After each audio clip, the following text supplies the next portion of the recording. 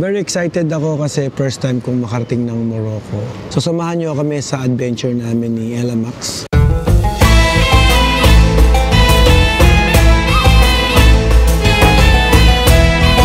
Our first day dito sa Morocco. It's super dami ng food na nandun. Pero ito lang talaga yung kakainin natin for today. Yung pera nga pala nila dito, dirhams. Ay bago kami. Ang ganda ng labas niya, nung lamig. Kapag naging physically fit ka, mas ma-enjoy mo yung mga tour kagaya nito. Ang ganda nito. Wow. Ito pala yung The Minaret. Isa pala siyang jewel ng Islamic architecture, guys. Maganda naman pala dito sa kanila. Hindi sila pwedeng mang-overprice, no? Nung nasa aeroplano kami, nakikita namin, disyerto lahat eh. Pero bakit pagdating dito, parang wala kasi disyerto? Okay, weather update. Meron tayong 17 degrees. Sulit yung 180 dirhams natin, guys. Naglakad kami, guys, ng total of 6 kilometers.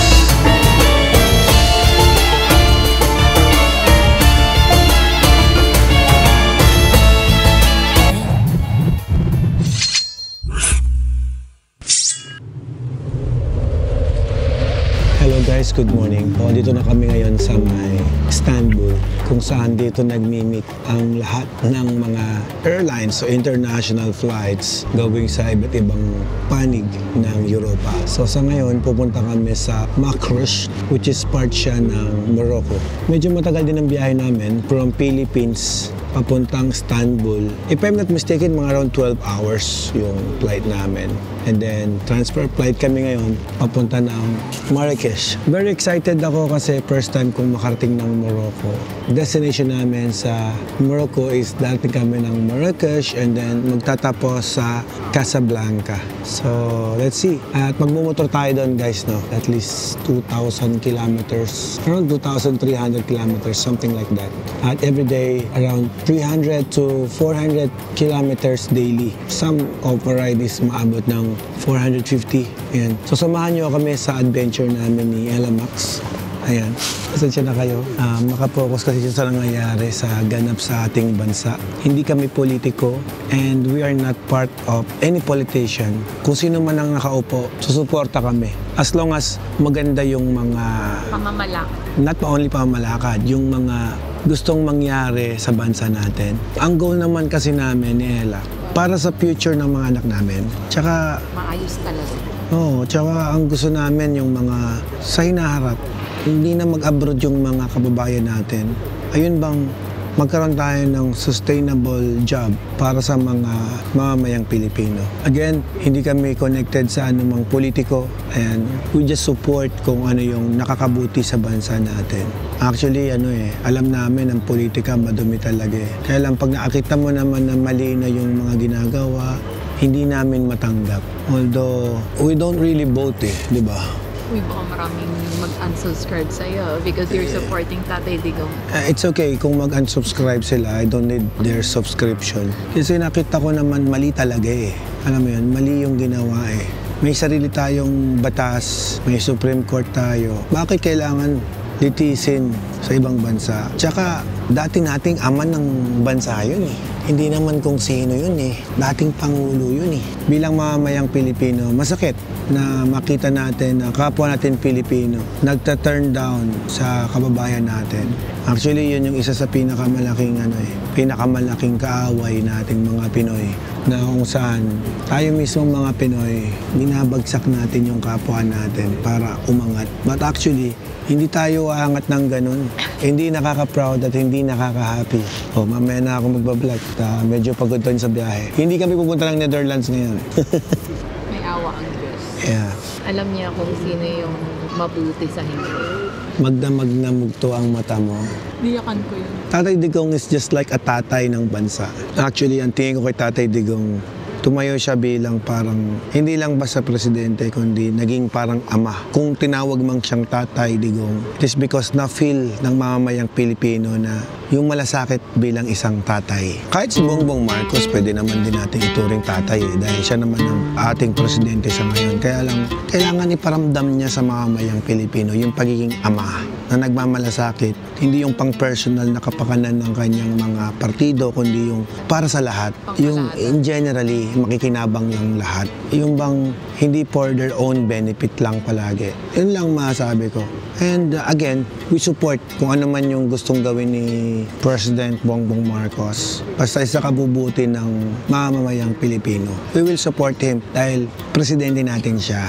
Wala kaming masamang intention sa kanya or whatsoever. Hindi natin siya sisiraan. Irerespetuhin natin siya bilang ating Pangulo. Pero ang point, kung nakakabuti pa ba sa bayan natin o sa bansa natin yung kanyang mga ginagawa, that's the point. So kayo na lang po ang bahalang mag-analyze regarding that. Mamaya na ako magbablog, masyado ako nagiging pakailamero. Hindi naman pagiging pakailamero kasi part ako Pinoy ako Ang daming OFWs kaming nakakasabay dito, pupunta ng Istanbul, saan man bansa pupunta. Hindi nyo ba natatanong kung bakit ang dami nating OFW na ang gagaling ng mga skilled worker? Kasi ibig sabihin nun, gusto nilang mas mayayos yung buhay natin sa Pilipinas.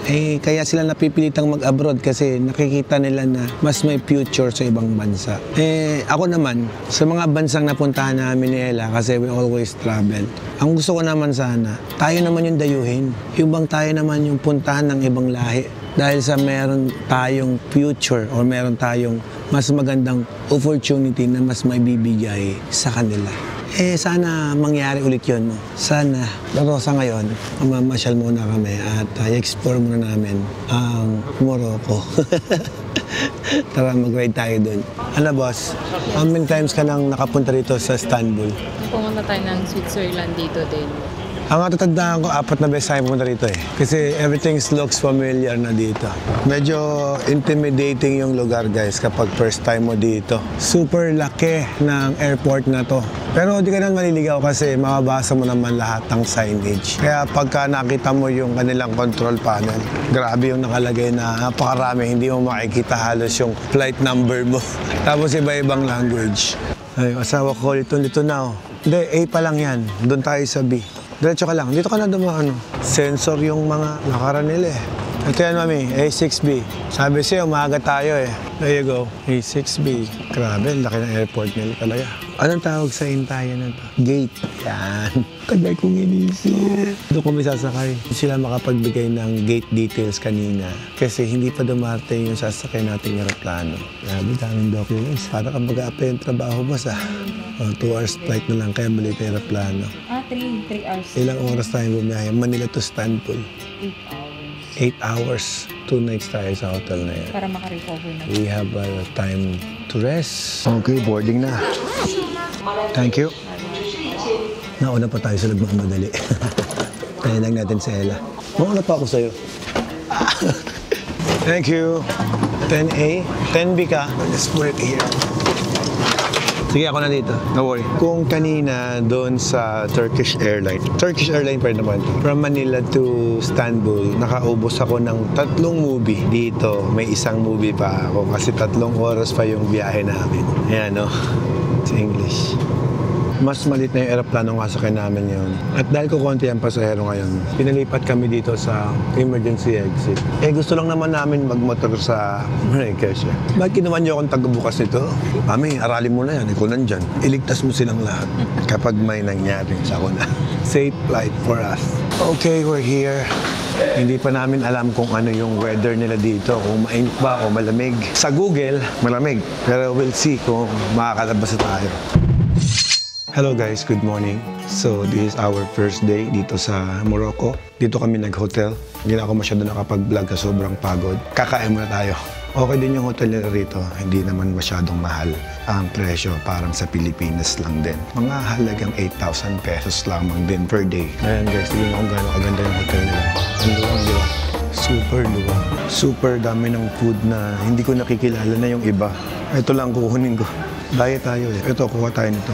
Ito yung pinaka-pangpakalot natin Okay na ako dito. dalawang yogurt. It's super dami ng food na nandun. Parang kakaiba yung preparation nila ng food. Pero ito lang talaga yung kakainin natin for today. Yan lang. Fruits. Meron tayong chia seeds. And yogurt. Itlog. Sobrang konti lamang ito guys. Konting busog lang okay na yun. Kain po tayo guys.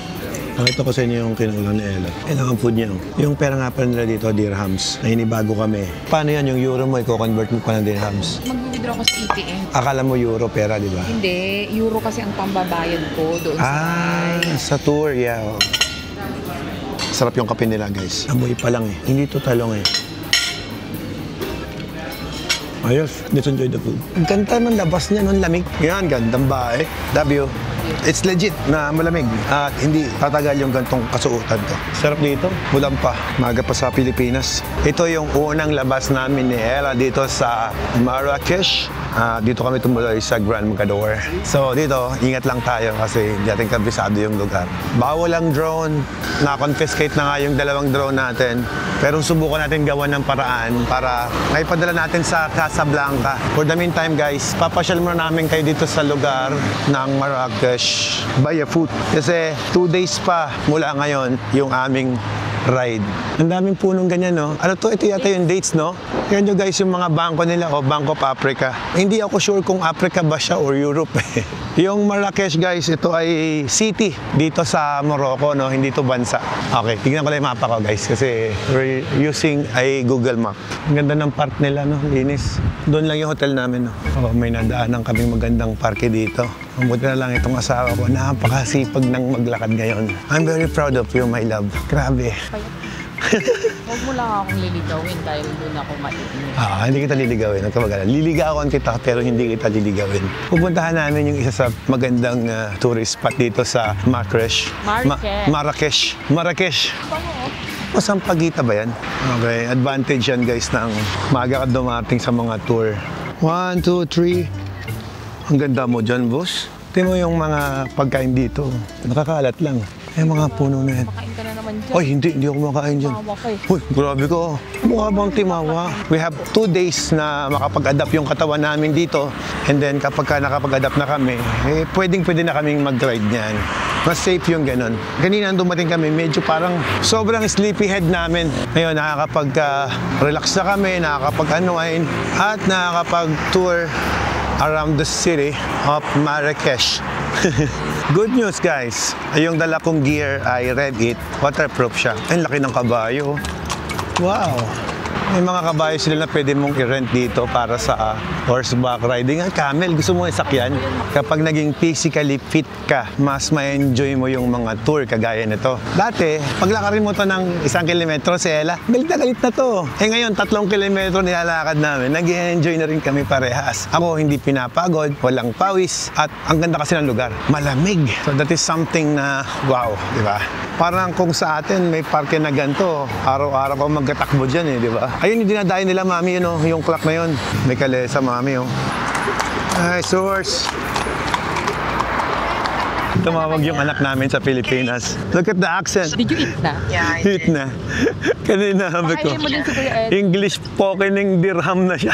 Hindi dollar kasi dirham ang pair nila dito. Yung ate mo. Ay, Hermes, bawal daw ang representative sa FJ. Oh. Ngayong mamaya na lang. Silong tayo, silong. Papasa yung phone ko. Magtakbo kami ba? Tatakbo kami ni Mami. Hanap kaming coffee shop. Okay. Okay, bye. Lakas ng hangin. Let's run. Come on. Saan? Diyan, dyan tayo. Dyan, silong tayo dyan. Basa ka na, Mami. Doon na, sumilong ka dito. Dito na, ito na. Wala namang sisilong. Ay, ayan o, nakasilong ka na ngayon, right now. My shoes is wet and you are wet. Gusali nila. Oh. Clay ba yan? Wow. Yun yung mga bricks nila. Oh. Ang ganda ng tapakan nila. Oh. Para ka nasa bigan, di ba? Diretso lang tayo dyan. Ang ganda ng lugar. Sarap sumakay ng kabayo doon sa try na. O sumakit tayo pag uwi natin. Ang bango ng mga puno nila. Hindi naman kami masyado nabasa even though bumuhos talaga yung ulan dahil sa mga punong yan, oh. Mga lakaran dyan, ang ganda, oh. Nakita mo na, pinunta natin dito. Ayun yung tori na yun. So, ito muna kay jacket ko. Yeah. Dinala ko talaga yung Dainese cup na yan para sa'yo, boss, eh. Para di ka mabasa. Pinahiram ko din yung jacket na yan para sa'yo. Jacket mo ba to? Nung mataba pa ako. Buti nga lang, eh. Kasya ko yung mga gamit ko.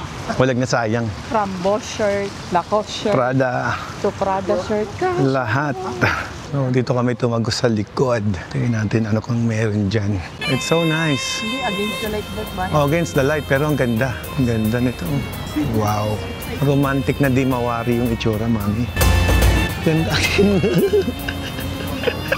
Ayun ba yun? Sa ila ako nagaganda. Mga kaya nandyan, no? Pwede tayo dun kumain mamaya. Pero for the meantime, enjoy mo natin yung view. Pambira, ngayon na tayo naglalakad-lakad sa ganitong lugar. Eh, oh. Alam mo nung panahon ni si Jeremias, yung naglawit sila ng Powell, tapos lahat ng building gumuho, tapos siya lang yung naiwan. Ang galing, no? Meron tayong na-meet dito na mga kababayan natin ng mga Ilocano. Ayun na si Sero. Hello. Hi, ma'am, sir. Welcome to Marrakesh. Picturean din na Ella sila. Ayan. So, Ella, laging nagpipicture yan eh. Every time na may mga kababayan nakikita eh. Ang ganda naman yan. Okay, enjoy your trip po. First time mo dito? First time ako. Kami din. Galing pa kayo sa... Manila. Manila? Oo. Padating lang namin kahapon. Sige. Kayo, may... London kayo. galing kami, nag-ibot-ibot lang pag... London. May oras. Sana all. Kami naman magmumotor kami. Magmumotor kami dito eh. Diretso pa kami ng Casablanca. 2,000 plus kilometers ng puro motor. Ikutin namin to. Ayos. Try nyo din yung ano, yung sa Camel, tapos may night ano sila. Sa Camel? I May think camel ride, tapos meron silang night na part. Oo, parang kasama sa ride namin. I think kasama sa ride namin yun. Agapay sa Agapay. Agapay. Nakaikot na yata kayo dito ah. Di naman, kakarating namin ng isang araw. Ingat. Thank you, kabayan. Enjoy. Ito pala yung the minaret. Isa pala siyang jewel ng Islamic architecture, guys. Yung malaking building na yan. Meron siyang taas na 56.40. Ayan. Makarating tayo dito. 180 dirham. 180 dirham. Okay. 180. Okay? That's okay. 180 dirhams. Okay. So 180 dirhams. Subukan natin ngayon yung horseback riding tour. Good. Good. Maganda naman pala dito sa kanila. Meron May silang price na. price. Hindi sila pwedeng mang-overprice, no? Ayan, no? Yung kanilang mga presyo. Susundin nila kung ano yung rules ng kanilang government. Alamin natin kung saan tayo dadalhin ito. Ayan. Kinakalagay na sa tali yung kabayo natin. Yung mga kabayo lalaki, oh. Ang dami hanggang doon pala, oh, sa dulo. Ayan guys, nag-horseback riding na nga kami ng aking asawang maganda. At yung driver mismo natin, yung hinete natin, siya na yung tour guide. Yan daw, garda na yan. Yung ganda ng garda na yan. Libre daw yan pag pumasok ka dyan. Ayan, napakaganda ng lugar. Hotel. Hotel de Ville. Ang ganda ng lugar, ang linis. Naalala mo nagpunta tayo ng South Africa, doon sa, yung unang nilandingan natin. Cape Town. Sa Cape Town, ganito yung vibe, ganito yung feeling. At ito guys, summer nila to. Kaya lang, umuulan eh. Meron lang ako din naintindihan. Kasi, nung nasa aeroplano kami, nakikita namin, disyerto lahat eh. Pero bakit pagdating dito, parang wala kasi disyerto. Parang ka nasa isang magandang lugar talaga. Na kung saan, ang daming puno. Ayan o, diba? Tapos ang lamig. Kami yun, ang gulo. Tapos summer nila, ayun o, mukhang babagsak na naman yung ulan dun sa dulo. Pagulo yung weather. Puro hotel yung nakikita ko ngayon. Guys, very generous tong tour guide namin kasi kahit din naman niya sinasabi kung anong istorya sa lugar ng mga hotel na tinuturo niya. Basta tuturo lang niya kahit kaya mong basahin yung hotel na mismo. And technically guys, dun mismo sa hotel namin, malapit na kami dun. Ano, baba tayo na. Ayan, uulan na nga, boss. Okay, good. I think it's good. Okay. Oh, there's a lock outside. No? No. Ah, Okay. it's okay. Ang sarap, ang lamig, ang ganda ng lugar, ang ganda ng vibe, lahat ang ganda. Oh. Nag-aaway yung kabayo eh. Lumalakas yung ulan. May cover tayo, paano siya? Wala siyang cover. Grabe, ang ganda dito. Kaya pala mami may amoy, alam po na kung bakit. Yung edges ng kabayo, sinasalon nila. Kaya wala doon sa kalsada, tinamoy mo. Sinasalon nila. How is it? Okay. Okay. Yeah, we're good. How about you? You're gonna get wet? Excuse me. Tu veux changer pour... Oh, Yeah. okay. Just going to get the raincoat. Oui. Okay, good. Thank you. Oh, you're welcome. No worries. Sabi siya, may raincoat siya eh. I thought it was Louis Vuitton Hotel. What do they have there? Moray. La Moray. Parang kanina dito ko tumatakbo. No? kilometer. 6 kilometer. Okay. All the city. Oh, nice. Munia Hotel. Mamunia. Okay. Number 1. Number one, 5 star? I think it's 7 star. It's so big. Mamunia Hotel. Kailangan talaga may pilantik na gano'n. Parang kanina dito ko tumatakbo. Basa tayo. May fountain pa, oh. Ayan, pabalik na tayo ngayon doon sa lugar kung saan tayo nanggaling. Wala ditong age barrier na hindi ka na magtatrabaho kasi matanda ka na. Dito kahit may edad ka, you will work. Galing-galing nila. Sobrang asikaso pa kanya. Sabi ng kotsero, yan daw yung garden ng Mumur. Sa kabilang side lang. Ang lamig. Nababasa na si Kuya. Okay, weather update. Meron tayong 17 degrees. Tapos ang suot mo, yan lang, boss. Ayos. Pumasok kami sa oldest city nila. Hindi ko lang ma-video ng maayos kasi nakatarapal tayo, maulan eh. Pero at least napasok natin. Amoy bread. Sarap. Ayan pala yung mga amoy, mga bread. Para kang nasa Sagada. Hindi, mas malamig to sa Sagada. Ang lamig talaga. Tok Benguet siguro. 17 degrees na ngayon. What is this place? Le Père Plantier. Israël. Israel. Yeah, quartier des habitations. Ah, okay. Yeah, yeah. Et le market des épices. Okay. Yeah. His palace de la Bahia. Yeah. Ah, okay. Yeah. Is this the market? That's so nice. Yeah. Very nice place. And we're back. Nandito na yung Laminara. Sulit yung 180 dirhams natin, guys. Tip na natin kay Kuya yung 20 dirhams. Tsaka tinan mo yung effort ni Kuya eh. Sobrang assisted tayo kahit umuulan. Ang galing. Dadalhin pala tayo sa kabila eh. Pipila kasi siya ulit. Baka bawal magbaba. Kailangan yung kung marking mo maayos. Ah, yun yung market oh. Inikot lang tayo. Let's go there. Let's buy something there, mommy. We're here. It's good. It's good. Very nice. Very nice. Free tour. Free tour. Tour round. Old city, those Old city and the new city. 380 dirham each. Yeah. How much? 360. Oh, 300 together. Yeah. Okay. So that's, I thought it was 180. So Okay. it's 100. 360. 360. 360 dirhams. Yeah. Okay. Very good. Thank you. It's good. Pay What is it? 40 dirham. Okay? Oh yeah. Okay. Okay. Thank you. Thank you. It's your tip. Thank you. Oh, Okay. Let's go. let's go. Thank you, sir. Thank you. Thank you. Okay. Pala yun. 180 for head. Sulit naman kasi kita mo naman, mura na. Grabe naman yung ikot natin. Tagal, kanina pala yung ikot doon. Naikot natin lahat. Napakaganda ng ginawa naming tour ni Ella kasi kami na mismo yung nakakita sa mga lugar na gusto namin puntahan. Nag-pin location ako sa mapa. And then, pwede namin yung balikan mamaya. Ayun yung mga bilihin dyan, mami. Gusto mo doon mag-stay or sa labas tayo? I want to eat something. Ayoko nga KFC lang. KFC. Ano tayo sa KFC? Ayun, KFC sa kabila. Magkamali sa kakain. Bakit naman takot ka ba sa pagkain nila? Ang sarap naman ng food nila. That's good. Very good.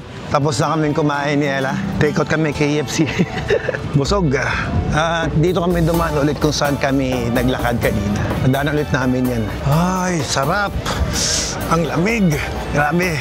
Yun, sa 1 kilometrong puro ganito yung dinaanan namin. Tingnan nyo guys kung gaano kaganda yung daan. Sarap maglakad dito. Malamig, maganda panahon. At buti lang hindi umulan. Ganda ng langit, di ba? At ang linis ng lugar. Kahit saan ka lang nandiyan. Ganda. Okay.